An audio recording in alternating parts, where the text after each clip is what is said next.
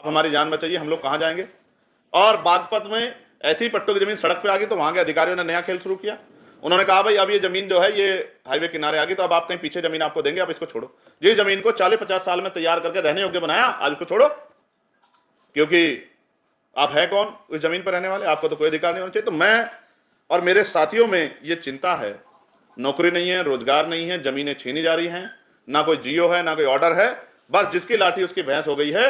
और क्या तो उनकी बात मान लो वरना जान के लाले पड़ जाएंगे, ये भी आपके सामने है। और फिर पूरे मामले को रफा दफा करने में भी अब एडमिनिस्ट्रेशन और पुलिस का जो रोल है वो सरकार के कभी कभी नतमस्तक नजर आते, ये भी चिंता का विषय है। इन सब बातों को ध्यान में रख के हमारी पार्टी आजाद समाज पार्टी काशीराम ने और भीम आर्मी ने ये तय किया है कि 10 तारीख को, 10 मार्च को, क्योंकि बाबा साहब अंबेडकर ने कहा था अन्याय करने वाले से अन्याय सहने वाला ज्यादा दोषी, और उन्होंने ये भी कहा था कि अन्याय का प्रतिकार नहीं करोगे तो ये अन्याय कम नहीं होगा अपितु ये बढ़े। लोग उड़ीसा में थे और देर रात उड़ीसा से लौटे, लेकिन 3-4 दिन पहले पार्टी के कोर कमेटी के साथियों ने वर्तमान के हालात पे चर्चा की और ये निर्णय लिया कि अब इस पे प्रेस वार्ता करके हमें सख्त एक्शन लेने चाहिए। जो आज का माहौल बना हुआ है इसे प्रदेश स्तर पे और राष्ट्रीय स्तर पे जो विषय हमारे सामने है, आप लोगों ने मीडिया के माध्यम से भी उठाए, लेकिन आज उसको संकलित करके हम लोगों ने अपने साथ रखा। केंद्र की सरकार आज के समय को अमृतकाल कहती है कि ये अमृतकाल है, और संविधान पर भी स्थापना दिवस पर एक अच्छा कार्यक्रम सेंट्रल हॉल में हुआ था। लेकिन क्या ये अमृतकाल वास्तविकता में है, और इस अमृतकाल में अमृत वर्षा हो रही है या जुल्म जाति की इंतहा हो रही है, इस बात को भी आज देश को जानना चाहिए। ये कैसा अमृतकाल है जहां आज भी बुलेट चलाने पे हाथ काट दिए जाते हैं, बारात घोड़ी पर बैठने पर पूरी बारात को अपमानित, पूरे समाज को अपमानित किया जाता है। आज भी सामाजिक रूप से बहिष्कार होता है पूरे पूरे परिवार का, पूरे पूरी जातियों का, पूरे पूरे गांव में। और इसके साथ आज भी बंधुआ मजदूरी जैसे प्रकरण, जो अभी मध्य प्रदेश हाई कोर्ट ने जिस मामले में संज्ञान लिया था, ये सारे प्रकरण भी हमारे सामने हैं। तो अगर इसको गंभीरता से देखा जाए वैचारिक दृष्टिकोण पर, यह अमृतकाल नहीं है, ये वो काल है जिसमें आज़ादी से पहले के हालातों को पुनः कमज़ोर वर्गों, उनमें भी schedule caste, schedule tribe, backward मुस्लिम, जैन, बौद्ध, ईसाई और अन्य जो हैं धार्मिक अल्पसंख्यकों पर थोपा जा रहा है। तो सामाजिक जातिगत उत्पीड़न, सामाजिक भेदभाव, धार्मिक गैर बराबरी और आर्थिक गैर बराबरी के शिकार लोग जो हैं, अब उनके मन में हलचल पैदा हो गई है कि अगर वो ज़्यादा दिन चुप रहे तो परिणाम इससे भी बुरे हो सकते हैं। तो आपके माध्यम से कुछ प्रमुख घटनाएं जो मैं आपके सामने रख रहा हूं, जिससे आपको ये जानकारी होगी कि हालात क्या से क्या हो गए हैं। ऐसा भी लगता है कि ये कुछ लोगों के लिए, चंद पूंजीपतियों के लिए या पैसे वाले लोगों के लिए अमृतकाल हो सकता है, या सरकार के चहितों के लिए, बाकी एक बड़े तबके के लिए ये मृतकाल जैसा है कि ना उनकी जीते जी इज्जत है, ना मरने के बाद इज्जत है। दौसा, राजस्थान, बुलंदशहर, मेरठ, मथुरा और शामली में जिस तरह से बारातों को रोका गया, ये ऐसा लगता है कि जो लोग बारात रोकने वाले हैं वो आज भी इन लोगों को इंसान नहीं मान रहे। इसलिए पूरे समाज पे ये संदेश देना चाहते हैं कि आपको आज़ादी के बाद भी इस तरह के अधिकार नहीं मिलने चाहिए जिस तरह के अधिकारों का प्रयोग संविधान ने अधिकार दिया है और आप कर रहे हैं। और 1-2 घटनाओं पे तो मैं गया भी था। मैं मथुरा की घटना पे गया, हालांकि उस पर चर्चा ये भी आई कि बहुजन समाज के लोग आपस में लड़ रहे हैं। मेरा उद्देश्य बहुजन समाज से लड़ने का नहीं, और मेरी लड़ाई बहुजन दलों के खिलाफ भी नहीं।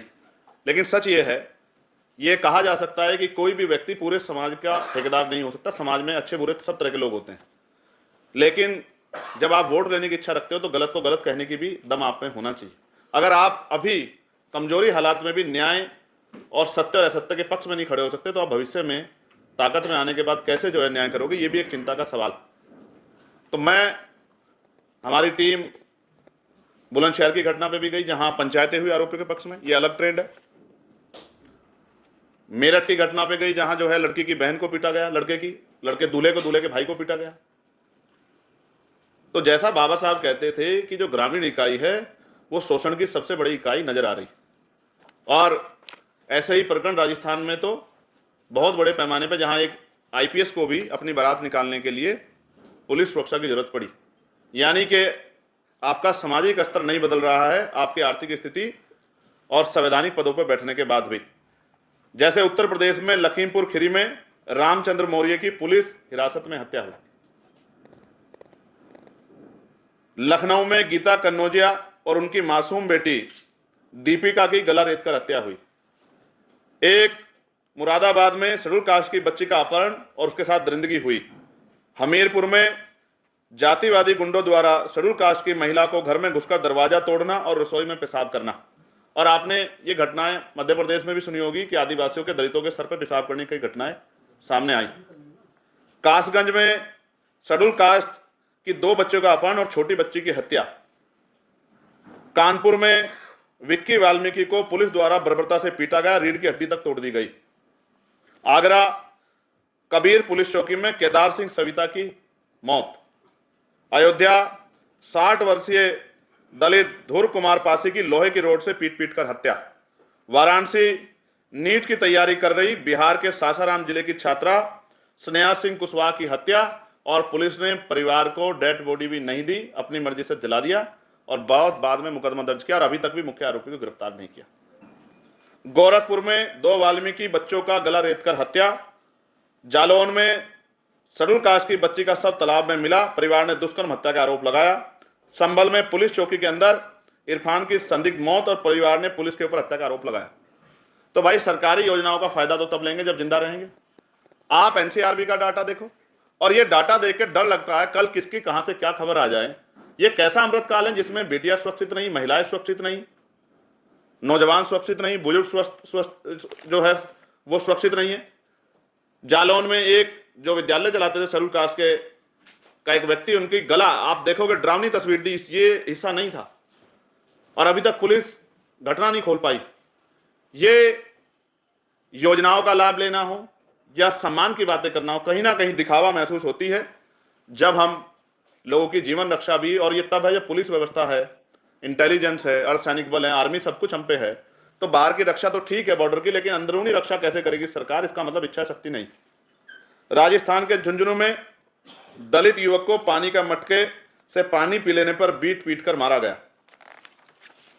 धौलपुर में सफाई कर्मचारी संघ के प्रदेश अध्यक्ष मोहन सिंह थनवार की संदिग्ध हत्या। बाड़मेर में दलित युवक को पेड़ से उल्टा लटकाकर पीटा गया। मध्य प्रदेश में, आप वैसे तो धार्मिक तौर पे देश बहुत आगे निकल गया, लेकिन पटेल समाज की हमारी एक बच्ची जो कथावाचक थी उसको भी मना कर दिया कि वो कथा नहीं कर सकती है क्योंकि वो पिछड़े वर्ग से पटेल समाज से आते। छतरपुर में दलित युवक को मंदिर के प्रसाद चढ़ाने पर उसे समाज से निकाल दिया गया। ये ठेकेदार कौन है भाई जो समाज से निकाल देते हैं? या तो संविधान कहता है कि कोई किसी को निकाल नहीं सकता, और कोई किसी के साथ ऐसा अपराध करेगा तो उस पर सजा मिलेगी, तो सजा मिलने के बाद उन्हीं को घर छोड़ के भागना पड़ता है जिनको निकाला गया। अशोकनगर में आदिवासियों को न्यायालय परिसर में जबरन उठाने की घटना, खुद न्यायाधीश ने कहा कि हमारे सामने ऐसा हो रहा है तो बाद में क्या होगा। ये उदाहरण मैंने आपके सामने से रखे कि आपको पता लगे। मीडिया बंदों को वैसा तो पता है, लेकिन वो बेचारे अपना काम करते, रिपोर्टिंग करते हैं और उसको उठाने काम हमारा। बिहार पूर्णिया में धानुक समाज की नाबालिग बेटी के साथ गैंगरेप और हत्या। झारखंड में दलित शिक्षक संजय दास की दिन दहाड़े हत्या। गुजरात में खटीक समाज की बेटी को स्कूल की फीस न भरने पर टॉयलेट के सामने खड़ा किया, जिससे अपमानित होकर उसने आत्महत्या कर ली। तमिलनाडु में शिवगंगा दलित युवक को बुलेट चलाने पर ऊंची जाति के लोगों को नागवार गुजरा, उसके हाथ काट दिए गए। कहते हैं कानून के हाथ लंबे हैं, लेकिन यहाँ तो बुलेट चलाने पे हाथ काटे जा रहे हैं। ये 75 साल बाद हम लोग जो हैं अमृत काल में हैं, इसकी बधाई मैं आप लोगों को भी देता हूं। जम्मू कश्मीर में के कठुआ में 14 वर्षीय बच्ची शेड्यूल कास्ट की बच्ची का सामूहिक बलात्कार और पुलिस से शिकायत नहीं सुनी। मैंने भी फोन किया, 2 बार आंदोलन हुए, तब जा कुछ लोग गिरफ्तार, अभी मुख्य आरोपी गिरफ्तार नहीं। तो यानी कि पुलिस भी अपना काम अच्छी तरह से नहीं कर। अब मैं धार्मिक क्षेत्र पे आता हूं, क्योंकि धार्मिकता में अभी देश कुंभ में कितना आंकड़ा आया, कितने लोग रहे, इतने लोगों ने कुंभ में स्नान किया। हालांकि कुछ ऐसी भी जानकारियां मिली, आपने भी देखा, मैंने भी देखा, पुलिस ने उसको छिपाया कि बहुत अव्यवस्था कारण बहुत लोगों की जान चली गई। 2-3 घटना एक बार में जिनको छिपाने का प्रयास किया गया। यहाँ दिल्ली में भी रेल दुर्घटना हुई, बहुत सारे लोगों की जान गई है। मैं उनके परिवारों के प्रति संवेदना प्रकट करता हूँ। तो अमृतसर में आपको याद होगा, संविधान निर्माता डॉक्टर बाबा साहब अम्बेडकर की प्रतिमा के साथ क्या किया गया। बिहार में महाबोधि बुद्ध विहार पर गैर बौद्धों का कब्जा है, वहां वो लोग आंदोलन कर रहे हैं। जब तक कुंभ चलता रहा तब तक वो आंदोलन उनका चलता रहा। जैसे ही कुंभ खत्म हुआ, तत्काल जो है उनको रात में जाके बौद्धिस्टों को वहां से हटाया गया, जबकि प्रधानमंत्री कहते हैं कि हमें युद्ध नहीं बुद्ध चाहिए। पूरी दुनिया के लोग वहां आते हैं। आज बौद्धिस्ट समाज में ये चिंता है कि भाई उनके साथ ये अन्याय नहीं होना चाहिए, लेकिन इस पर सरकार चुप। हालांकि मैंने कई मंत्रियों से बात की थी कि भाई अब तो आपको ये सोचना चाहिए कि जब आप अपने धर्म के प्रति, अपनी आस्था का सम्मान करते हैं, दूसरों की आस्थाओं का भी सम्मान। तो ये भी अभी आपके सामने। महोबा में संत रविदास जी की जयंती पे शोभा यात्रा पे हमला।